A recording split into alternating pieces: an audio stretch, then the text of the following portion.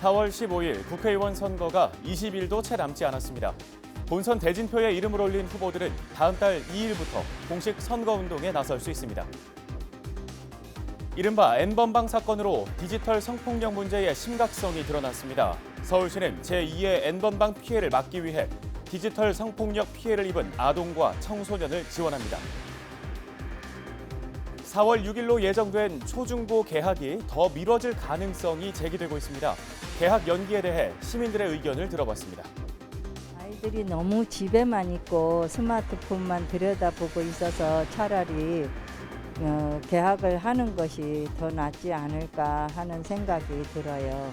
모르면 어떡해. 애기들은 면역 환자 약한데 뭔 일 있으면 그게 안 되잖아요.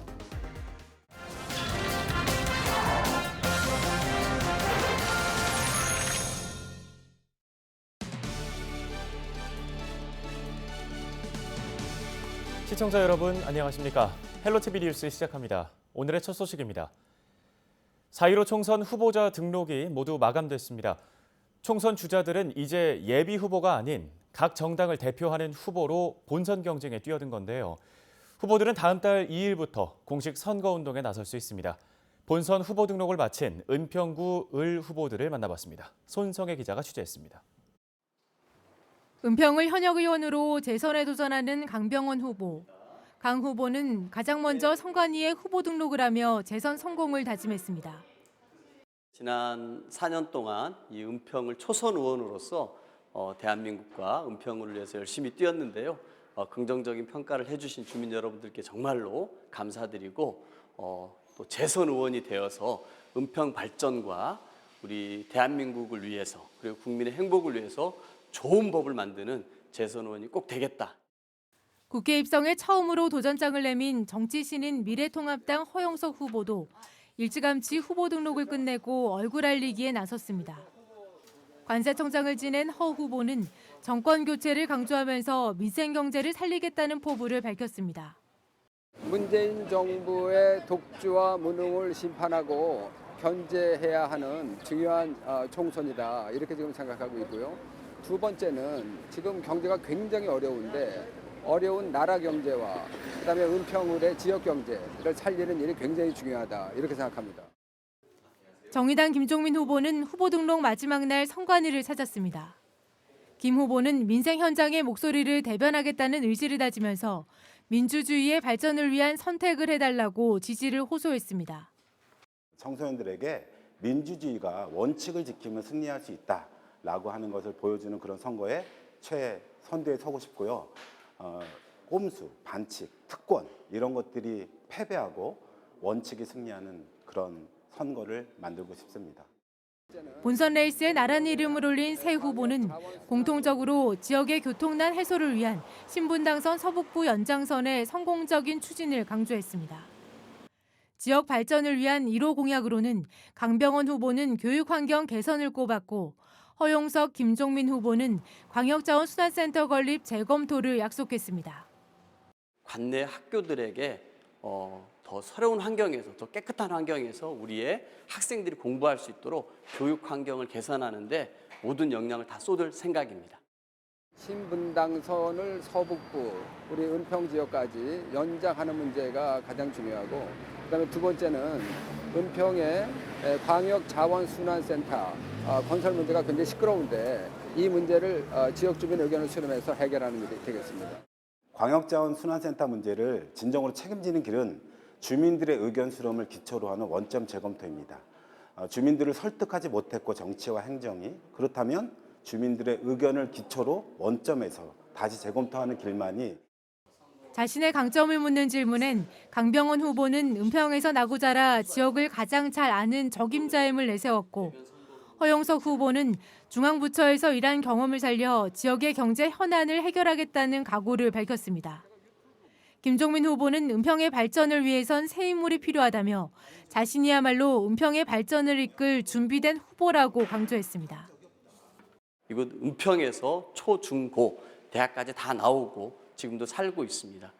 이 은평을 가장 잘 알고 은평에 가장 애착이 있고 중앙부처에서 경험을 토대로 나라 경제뿐만 아니라 우리 지역 경제의 현안 문제를 해결할 수 있는 준비된 후보다. 진정한 의미의 새로운 변화를 만들기 위해서 김종민을 선택해 주시면 고맙겠습니다. 이외에도 기본소득당에서 신민주 후보가 출사표를 던졌습니다. 신 후보는 여성의 건강권과 관련한 정책 추진을 대표 공약으로 내세웠습니다. 은평구을 선거구의 유권자는 진관동, 가련 1, 2동 등 7개 동에 21만 1,347명. 이들의 표심이 어디로 향할지 관심이 쏠립니다. 헬로티비 뉴스 손성혜입니다. 네, 이어서 양천구 목 1에서 5동과 신정 1, 2동에 해당되는 서울 양천 갑으로 가보겠습니다. 재선에 도전하는 현역 의원과 국회 입성을 선언한 정치 신인의 맞대결이 있는 곳인데요. 양천 갑에 출사표를 던진 국회의원 후보들을 취재기자 통해서 자세히 들어보도록 하겠습니다. 심다혜 기자, 양천 갑 국회의원 후보들 살펴볼 텐데 현역 의원 그리고 정치 신인의 맞대결이 펼쳐지는 장소죠? 네, 양천갑은 최종적으로 더불어민주당 황희 후보와 미래통합당 송한섭 후보의 양자 대결로 좁혀졌습니다. 더불어민주당 황희 후보는 현역 국회의원인데요. 연세대 대학원 도시공학과 박사, 공학박사를 졸업했고 노무현 대통령 비서실 청와대 행정관을 역임한 바 있습니다. 다음은 미래통합당 송한섭 후보입니다. 송 후보는 의사 출신 전 검사입니다. 서울대 의대를 졸업한 후 국가고시에 합격한 의사고요. 이후에 사법고시에 합격해서 지난 1월까지 10년간 검사로 재직한 바 있습니다.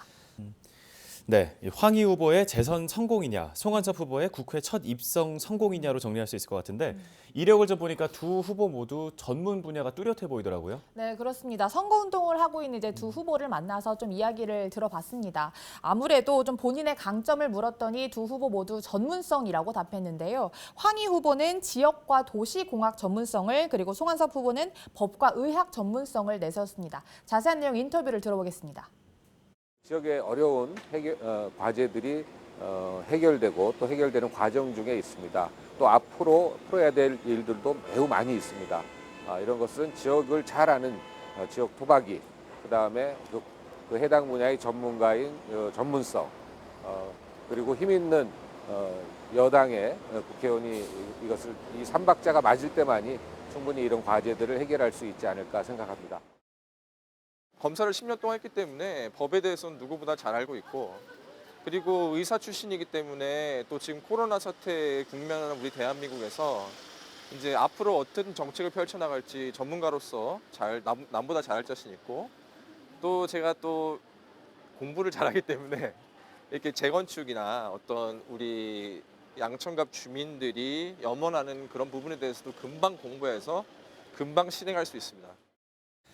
네, 두 후보의 강점 들어봤는데요. 근데 아무래도 유권자분들이 가장 궁금해하실 거는 우리 지역을 위한 공약이 도대체 뭐냐 이 부분일 것 같은데 두 후보 어떤 공약 내세우고 있나요? 네, 양천갑 지역이다 보니까 1호 공약을 물었더니 목동 아파트 재건축이라고 두 후보 모두 말했습니다. 일단 황희 후보는 현재 목동 아파트 1에서 3단지를 중심으로 종상향과 같은 이런 지역의 현안을 해결하는 과정 중인데 이를 마무리하기 위해서는 재선에 꼭 돼야 한다 이런 입장이고요. 예. 송한섭 후보는 지난 2018년에 이제 구조 안전성을 중심으로 강화된 재건축 안전진단 기준을 다시 마련해야 한다라는 입장입니다. 이 내용도 인터뷰로 좀 자세히 들어보겠습니다.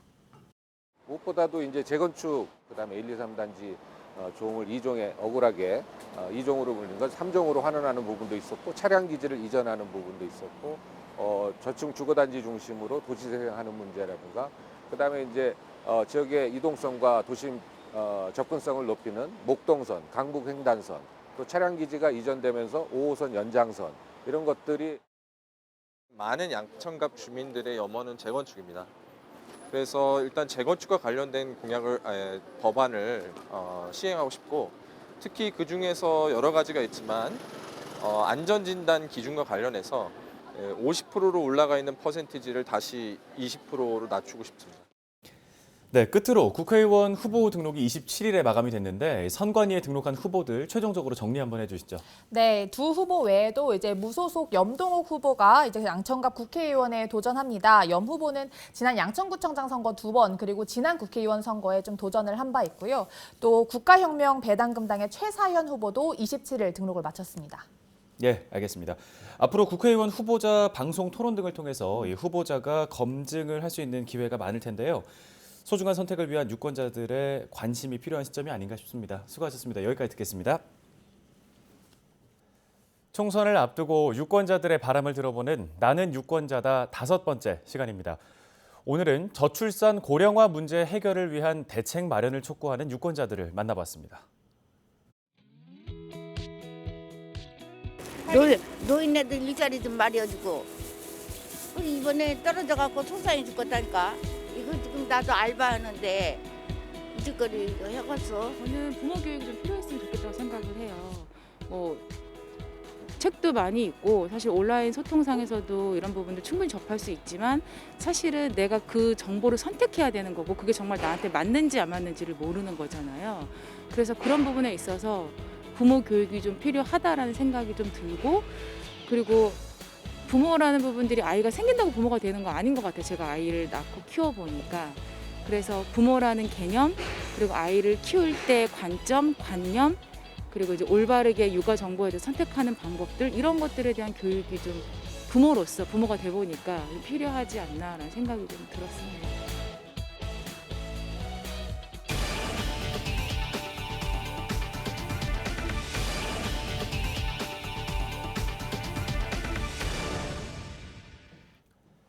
코로나19의 여파로 개학이 3차례나 연기됐죠.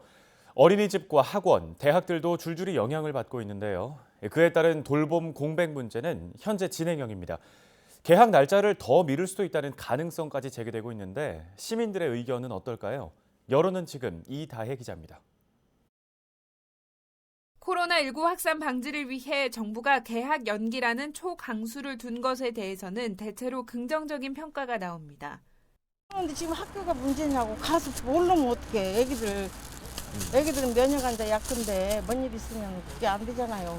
공부는 1년 늘려도 괜찮다고 생각해. 우리는.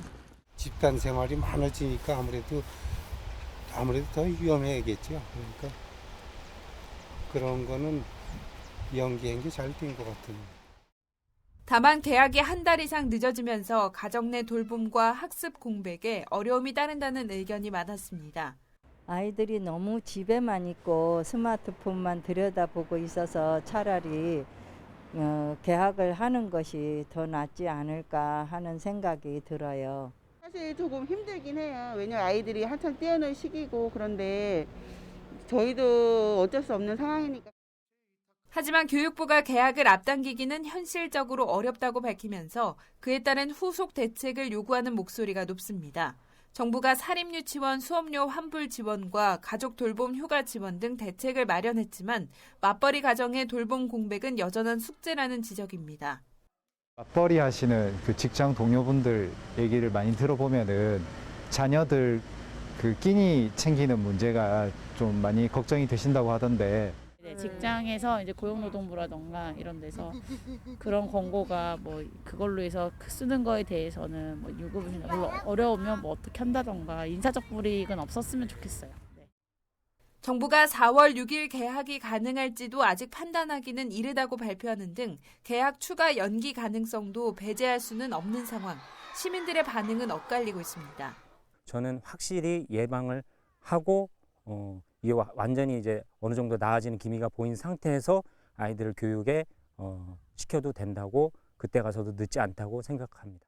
빨리 개학을 해가지고 학교에서 단체로 방역소도 거고 식단도 잘 짜가지고 학교에서 관리해 주는 게 좀 나을 것 같고. 정부는 원격 수업도 수업 일수로 인정하는 온라인 개학 동시 추진 방안도 검토하고 있다고 밝혔습니다.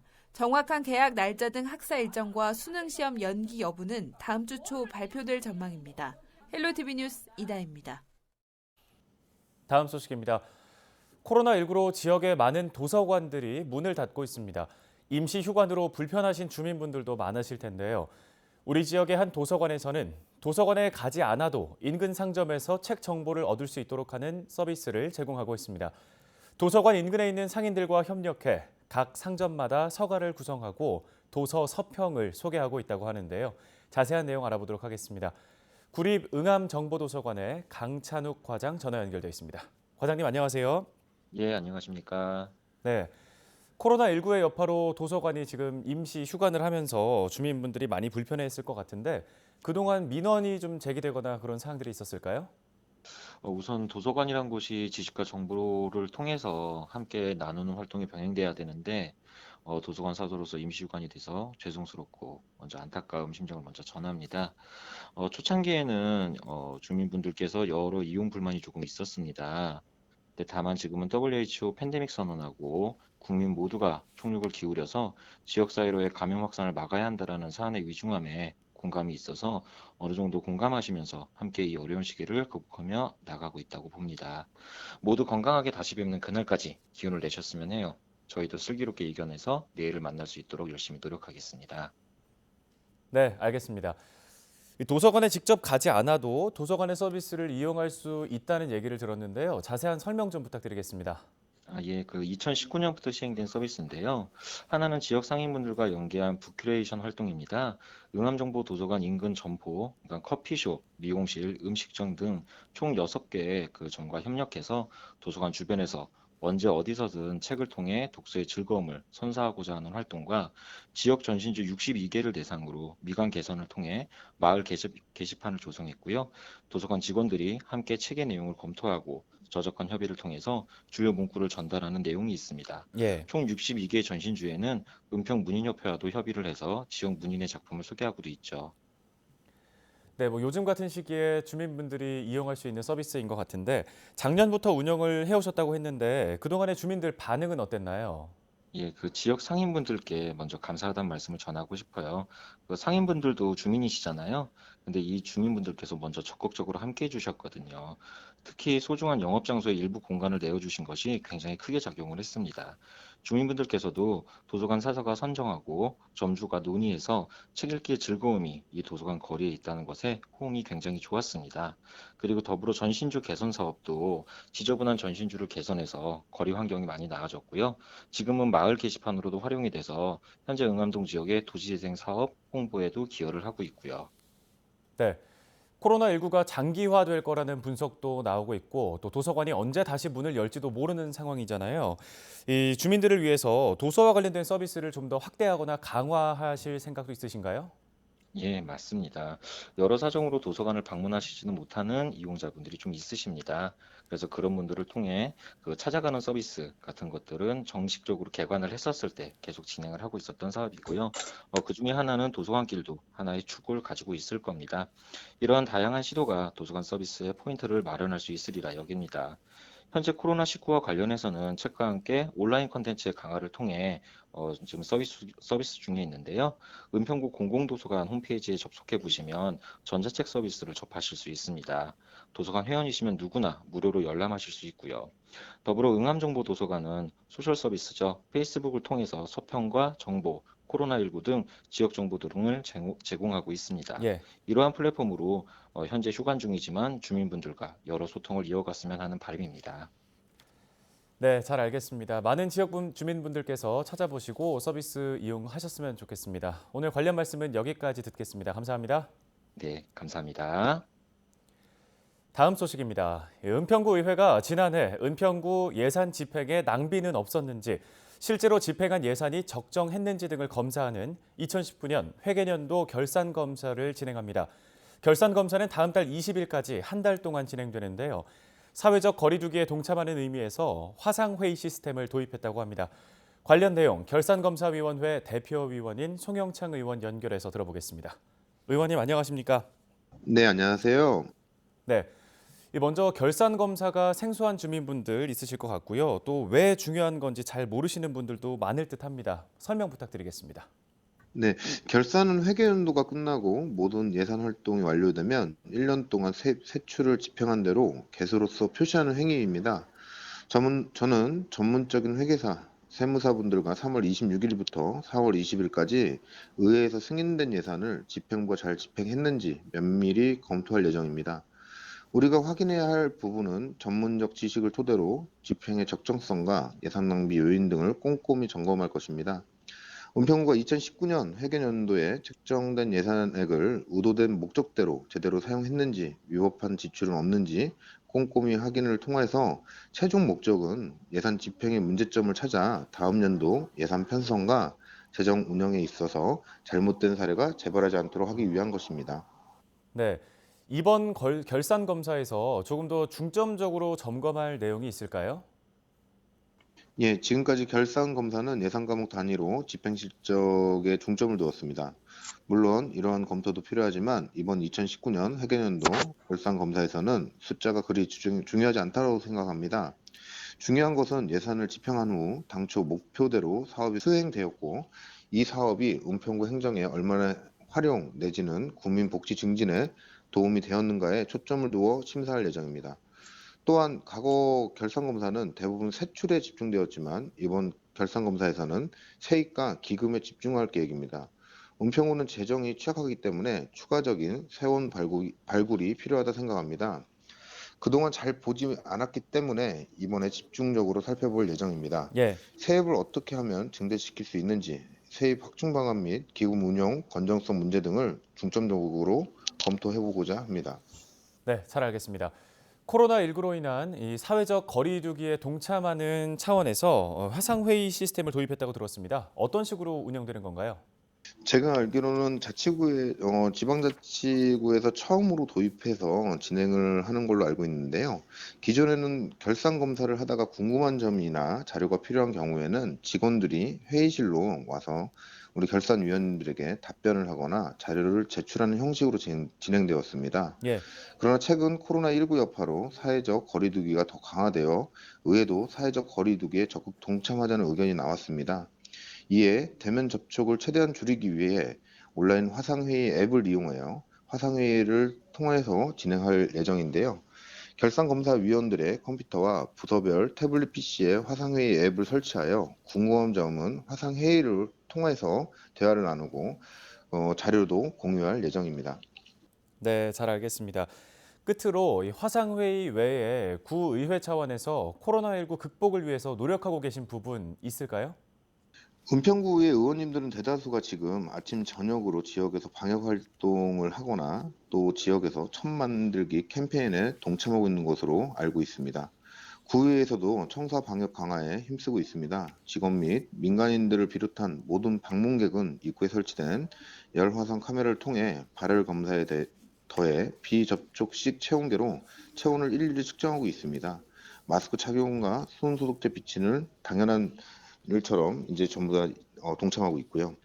코로나19 확산 방지를 위해 지난 271회 임시 회기를 대폭 축소한 사례도 있고요. 의회 회기 중 방청도 불가피하게 제한하기도 하였습니다. 예.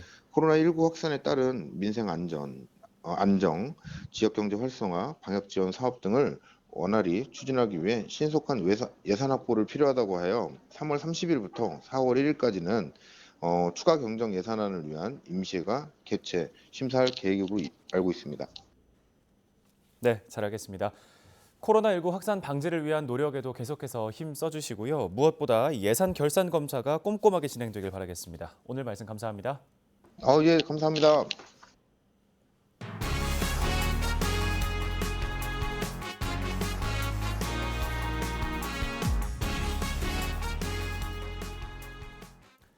서울시는 서울시 교육청과 함께 디지털 성폭력 피해 청소년 지원 서비스를 추진하기로 했습니다.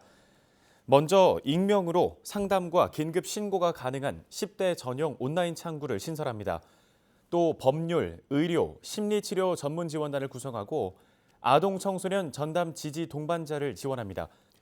전담 지지 동반자는 피해 학상이 요청할 경우 피해 자료를 체증하거나 고소장 작성, 경찰 진술 동행 등을 지원하는 역할을 합니다. 서울시는 올해 디지털 성폭력 전담팀을 만들고 내년에는 아동 청소년 특화 디지털 성폭력 통합지원센터를 신설할 계획입니다. 서울시가 청년수당 참여자를 모집합니다. 청년수당 신청 기간은 이달 30일부터 다음 달 6일까지인데요.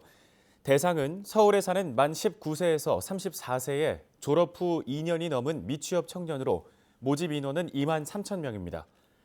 청년수당 참여자로 선정되면 6개월간 월 50만 원씩 수당이 지급되며 청년 활력 프로그램에도 참여할 수 있습니다. 헬로티비 뉴스는 언제나 지역 주민 여러분 곁에 있겠습니다. 함께해 주신 여러분 고맙습니다.